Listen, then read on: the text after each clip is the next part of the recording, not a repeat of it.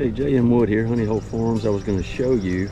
A lot of times people will ask me, how do you clean up all of the extractor and the honey? Well, you try your best not to. You just bring it outside, bring the extractor out.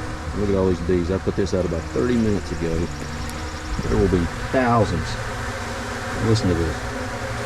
There will be thousands of bees in here in just a little bit, picking every single bit of this clean. I'll just bring it out, open the valve. This is a Hill Coat, which I love, by the way. Extractor 12, and bees will pick every single bit of this wax. Let me go show you the wax. The other, really the decapping tank that I use. I'll show you what they're doing there.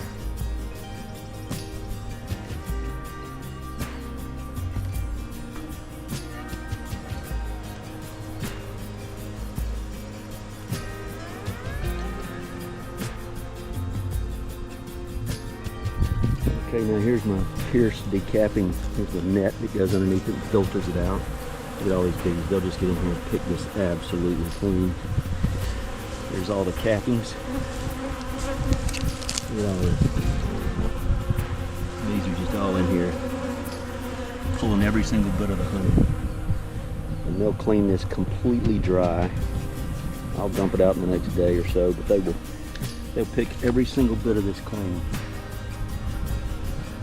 Just in a day, all of this will be gone. I'm going to show everybody what you do with your equipment.